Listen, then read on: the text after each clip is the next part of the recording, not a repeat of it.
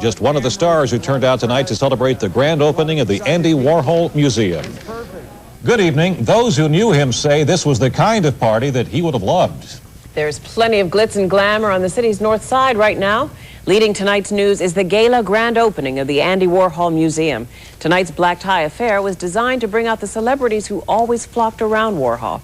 Jennifer Antkowiak has been in the middle of it all night. Let's go to her now inside the museum. Jennifer?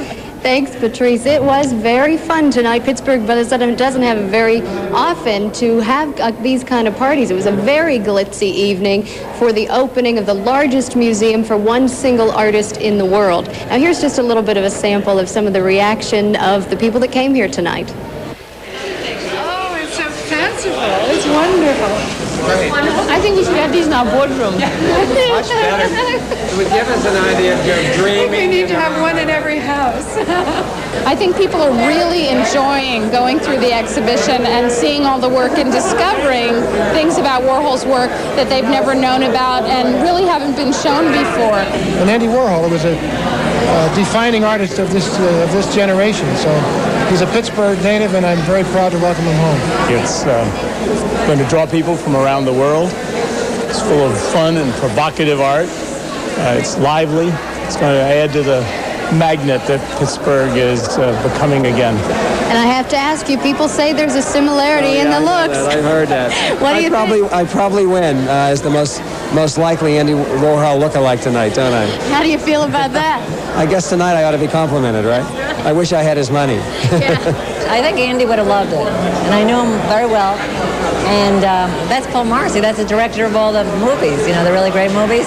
He was the one who was like, well, we all worked. I worked at Interview when it first started, and he created the whole thing, and then he made all the movies. But so we all have a lot of stories. But Andy would have loved tonight in the museum because it's it's really exciting. It has everything in it, and all the people are glamorous and rich and sexy and young. He just was a great friend, and we worked together. He did a portrait of me, and I did a portrait of him, and we were just very close friends, and I liked him a lot. Would you have liked it here tonight? Oh, he would have loved it, yes. And all the diversity of the people and whatnot was absolutely what Warhol was about.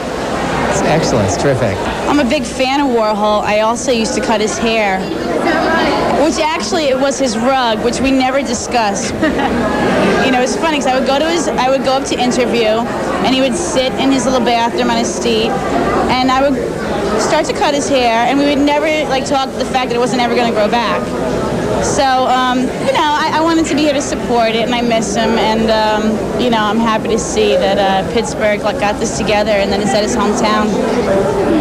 Really some fun people here tonight. Michelle Michaels was also here. Now, she spent most of her time over around the corner in the portrait gallery talking to some of the more notable celebrities. Yeah, it was fun. Let me tell you, that was great. The Debi Mazar that you saw was also in a Pittsburgh movie with John Cusack. It was called Money for Nothing, so it was nice to see her back in the city.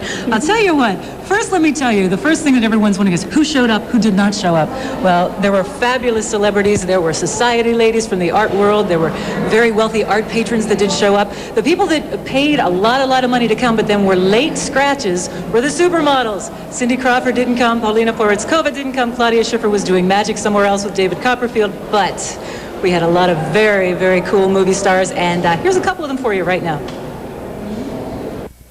Well, I called the factory when I was in high school and left a message to try to get into Andy's movies, and that didn't really work out. Well, he was very supportive of other people's work. You know, Andy was never the type that would be like, you know, some directors don't like other people if they have a success, you know, and he seemed to be very unlike that. He was very supportive of everybody I knew.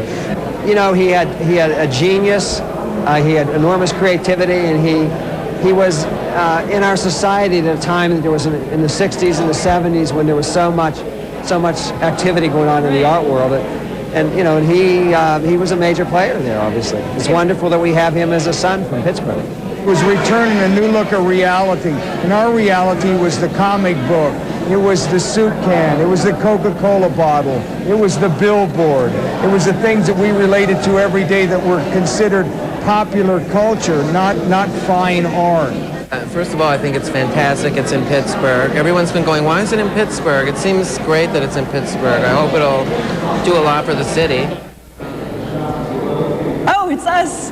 Pee-wee twice. I mean, how can you be happier than to have Paul Rubens? And tonight he had the tuxedo on, so he looked like Wee Herman, even though it was just really, really an exciting night. And what was really special for me, being from Pittsburgh and knowing how we had read some things in the New York publications and stuff that really maybe this should have been a New York museum. All of the people that were famous, all of the people from New York had nothing bad to say at all. They were all fabulously happy, and all of them, the ones that were the closest to Andy, said that Andy would have loved it and he probably wouldn't have changed a thing. They were all very excited, and we should be very, very proud that we have this here in our city.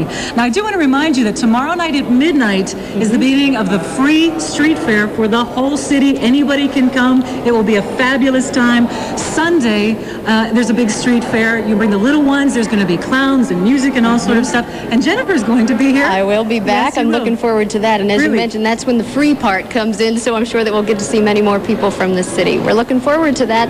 Stacey and Patrice, back to you. Thanks very much. How late do you think this party's going to go? What do you think? I think it's supposed to go till midnight or something like that. Something like that? Yeah. Okay. Well, tonight you could hear the cameras clicking away.